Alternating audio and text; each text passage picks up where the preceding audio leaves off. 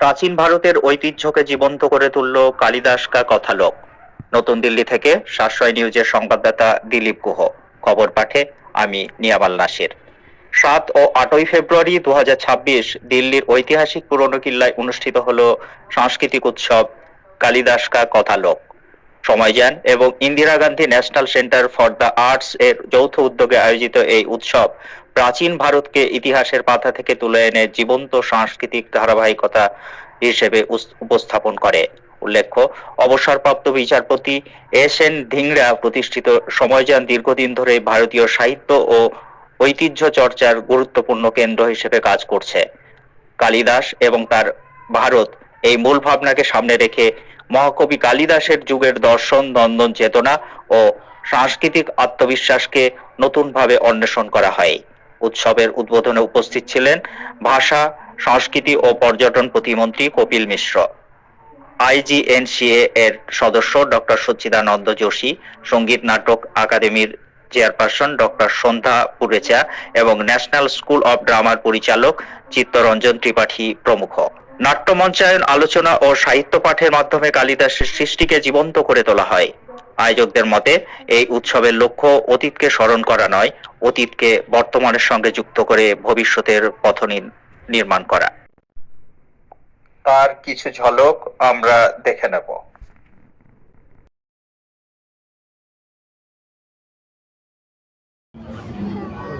नमस्कार। हम लोग पुराना किला में यहाँ पर हैं। यहाँ एक बहुत सुंदर आयोजन किया गया है।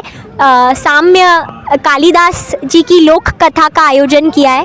ये इवेंट में हम पुराने खेलों को वापस लाने का प्रयास कर रहे हैं।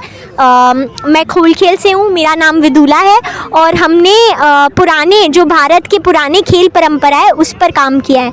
जिस तरह हम मानते हैं कि कालिदास जी 2000 साल पहले उन्होंने काव्य रचनाएं की थी, उसी तरह हम भी पुराने खेल जो उस समय के पुराने खेल 2000 साल पहले जो खेले जाते थे उन पर काम किया है और आज हम उनको दिखाने की कोशिश कर रहे हैं, क्योंकि हमारी जो शिक्षा प्रणाली है उसमें इनका बहुत महत्व है। In the NEP 2020, the games of ancient India have been incorporated as a part of the curriculum. But nobody knows how these were played, and that gap is the gap that we are filling. You see, we have Chakram here, which is the oldest form of Ludo. Ludo actually comes from this game. Then you see Bagh Bakri, which is a game that was played with 3 tigers and 20 goats. There are lots of children here. I'll show you how 2 people are playing on this side. Here you have the game of sacrifice and kill. So it talks about 2 players playing together, competing against each other. Every game gives you something to learn and a feedback. जैसे आप when you play snakes and ladders, you get one feedback. When you play different games give you different feedbacks. For instance, Monopoly teaches you that capitalism is good, so it teaches you to acquire more. Uno teaches you to defeat the opponent with a draw 4 or a draw 2. This is over 2000 years old, this game that we've revived. It's called Buddhi Yoga.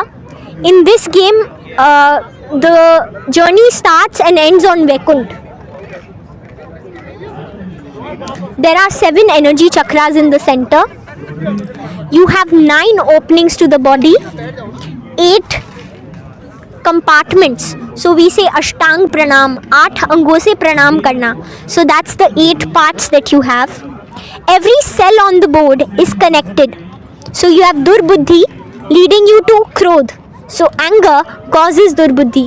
Similarly, Maya causes Ahankar. The ego is coming from Maya, the illusion of everything around you. Similarly, there are words on the board that reveal who you are. Whoever the player is engaging, they will discover themselves on the board. तो अगर आप खेल रहे हैं, आप खुद के बारे में जानेंगे. It gives you a window of experience to experience the self through a safe environment like a game. Khol Khel works in the intersection of craft, play, and education. We have revived 75 plus board games of India.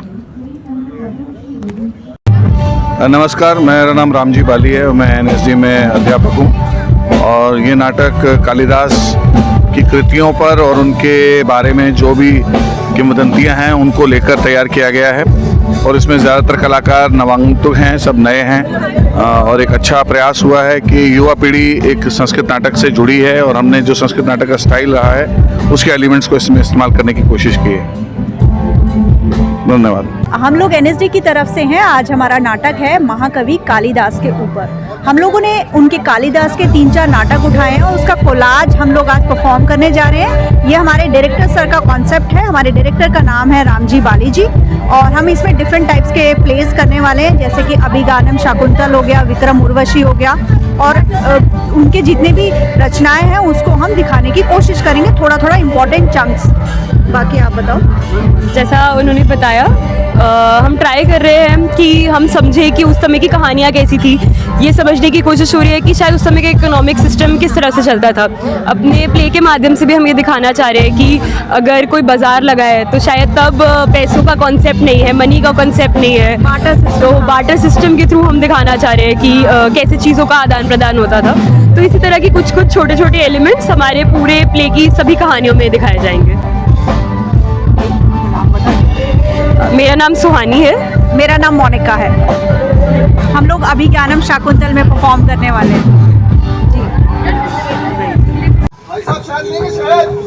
कैसे दिए हैं? सूखा मेवा ले लो।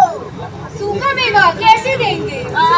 हाथ के बदले दे देंगे। धान तो नहीं है हमारे पास, ये शॉल है। शॉल? ये तो बहुत सुंदर है। कश्मीर से लाए हैं। कश्मीर से? हाँ। बताओ इसके बदले क्या दे दूं तुम्हें? इसमें क्या रखा है? ये है अफगान का अखरोट। हाँ, अखरोट, किशमिश, बादाम। अखरोट, किशमिश, बादाम, पिस्ता भी डाल दो। पिस्ता भी, ये लो। अगली बार आना और कश्मीर से सेब लाना। धन्यवाद, जरूर लाएंगे। काटो यार, तुमको नहीं बेचेंगे। आगे शहद लेंगे? हाँ हाँ, पर तुम यहाँ के अंदर नहीं लगते हो। अरे हम पाटलिपुत्र से आए हैं शहद लेके। पाटलिपुत्र से? हाँ। शहद लेंगे। बताओ इसके बदले क्या दूं? शहद ले लीजिए, इसके बदले हमें सूखा मेवा दे दीजिए। बताओ क्या लोगे? अखरोट लोगे? अफगान का अखरोट है। हाँ। दे दीजिए। अखरोट, थोड़ा काजू भी डालिए। काजू, बादाम, किशमिश, बादाम, ये लो। धन्यवाद।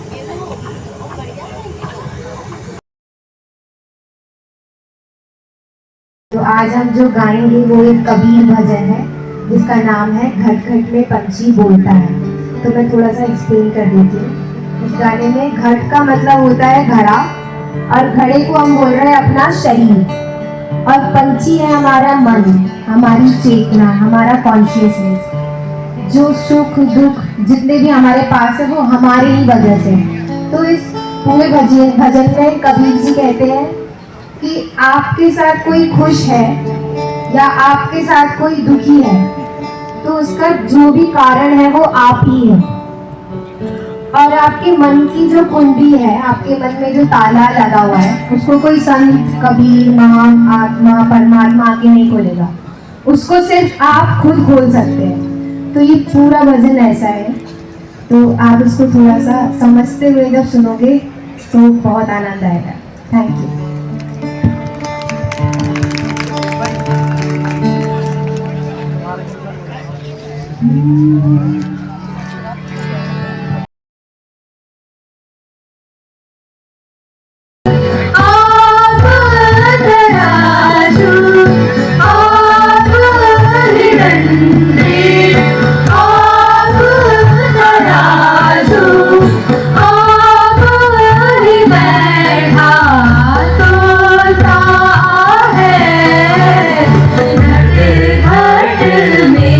पंछी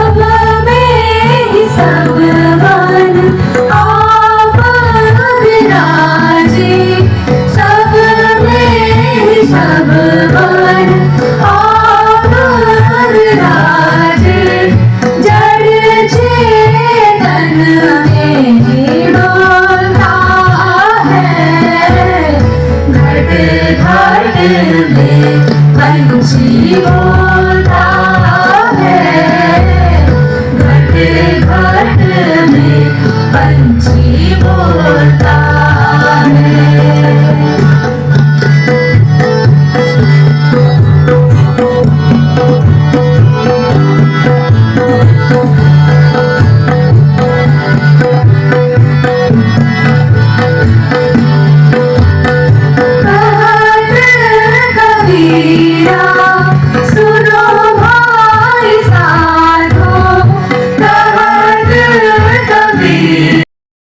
साहिब बंदगी सभी को। हम निर्गुण नाथ बैंड है और हम मंजिल मिस्टिक्स ऑर्गेनाइजेशन से आए हैं। मंजिल मिस्टिक्स ऑर्गेनाइजेशन स्कूल्स और कम्युनिटीज़ में बच्चों को म्यूज़िक के थ्रू लाइफ स्किल्स प्रोवाइड करता है, जिस पे बच्चे सेल्फ, अदर और सोसाइटी के बारे में सीखते हैं। उसी के साथ हम लोगों ने भी काफ़ी चीज़ें मंजिल मिस्टिक्स से सीखी है।